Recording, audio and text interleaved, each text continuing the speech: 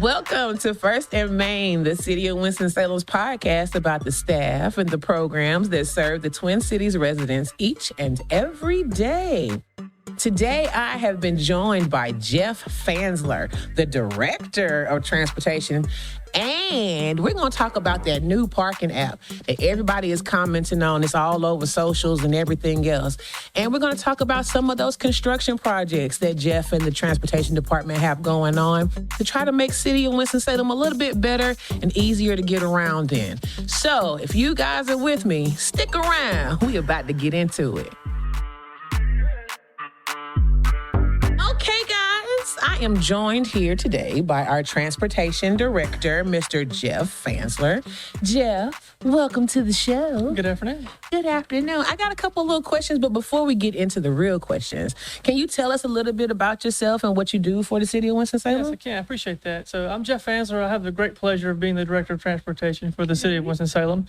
I have an electrical engineer degree. I started designing traffic signals and fortunate to be under some great leadership and manage to work my way through the department and have the great pleasure of leading the team, the projects, and all the work that we do in transportation. Okay. Traffic lights? Traffic lights. That's where the origin story starts. That's kind of cool. So you went from like red to yellow to green or green to yellow to red? Depends on which way you go. Okay, either way. All right, so let's jump into the hot topic of the day, Sure. okay? This new parking app. You guys slipped that in on us, but you gave us a heads up. Can you kind of break it down for us about the cost of the parking, how difficult it is to learn the app, or, is it going to affect businesses downtown? So that's a lot to unpack. You know, we've been historically a dated parking control system in our downtown area, single space meters, coin meters. Yeah. A lot of mechanical moving parts that were hard to maintain and frankly, outdated to the point where we couldn't maintain them.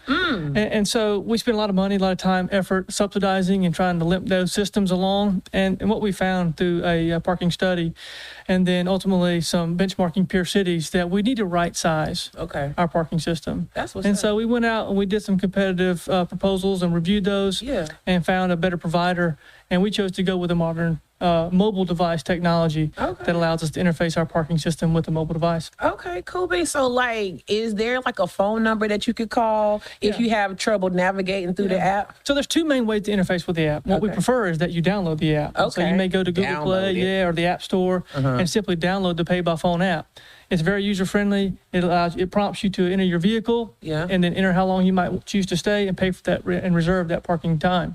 The second option, also displayed on the parking signs you find in the block, is to call the toll-free number where you could reserve your parking space via toll-free number. So those options exist. Should you not choose to want to download the app, you can simply call.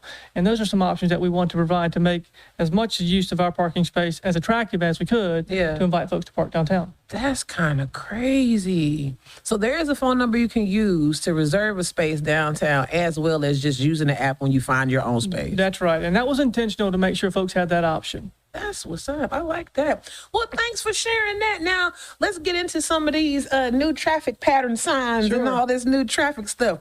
Give me some of this activity happening on the Salem Parkway, man. Clarify some things. Help us out. Well, there's a lot going on Salem Parkway. We have a major bridge that's going in. So if you spent much time driving past the ballpark area, you might have seen the new pedestrian bridge that's going in along Salem Parkway. That's part of our multi-use path project, which will ultimately connect Green Street and that area at the ballpark, and really even Peter Street Parkway just to the west, all the way back to the strollway.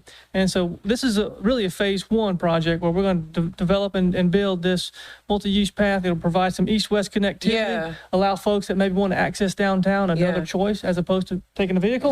So we're excited about this project. A lot of construction work still to happen, but we're excited to deliver this project this year. I hope people can cross to the street safely now with all this new stuff. Well, one good thing about this facility is it's completely separate from traffic. So this allows you not to have to navigate directly adjacent to traffic. We've designed this specifically to run as a separate facility where you can have that confidence as a multimodal user, bicycle, pedestrian, maybe a stroller, wheelchair, whatever, that you don't have to interface near as much with the moving vehicle traffic. Cool. That's smart. That's real smart and safe. So word on the street is, well, I heard through the grapevine that there are some things happening on Main and Liberty downtown.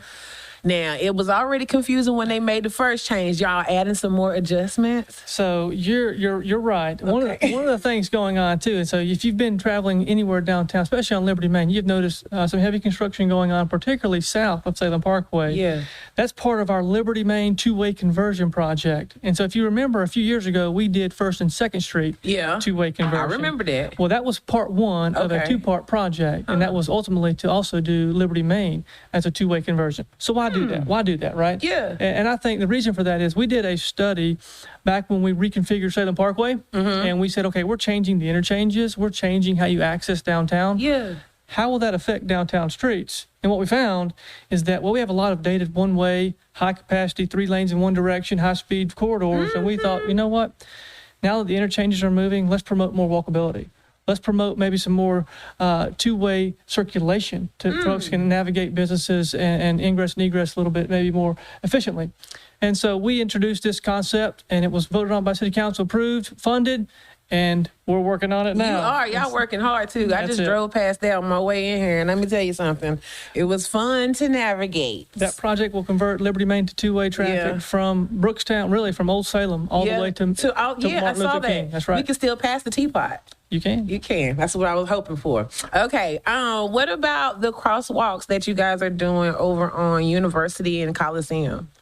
So that's another project that we have had some back and forth with. And what do I mean by that? Well, one of the nuances there particularly is that University Parkway is a MCDOT corridor, not City of Winston-Salem corridor. And so anytime you bring in another party like that, it complicates. And really, we have to make sure that we're aligning our initiatives with state initiatives.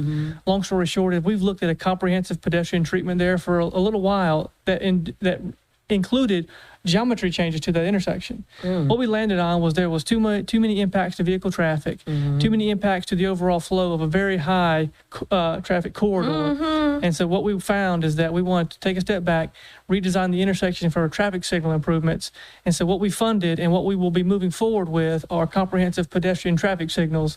So essentially, a pedestrian can navigate the area, cross the intersection by the push of a button, and allow them to navigate the intersection that way, as opposed to any other geometry changes. So are they going to still need to have a little patience when they push the button and wait for the little... Yeah, so that's a large intersection. We've got to make sure there's time associated for safe crossing. Right. And so the pedestrian could experience a little delay as they wait for the proper walking indication. Okay, well, you got a lot going on transportation-wise. Between the new app coming in and people trying to navigate that, now we got to learn how to re-navigate downtown and other areas. That's a lot going on transportation-wise. Well, I've got a good staff. You do. I've got good leadership, and I think we're happy to provide the services that we provide. So we ask for patience, we ask for some resolve, and we'll deliver to the best of our ability. And can the community have some kind of forum or a space where they can give you some feedback on how these changes are affecting them or whatnot? Yeah, so our office and our main lines are always open. We encourage folks to utilize CityLink to the best that we can. And then, of course, we have direct managers over a parking program. We have direct managers over these projects.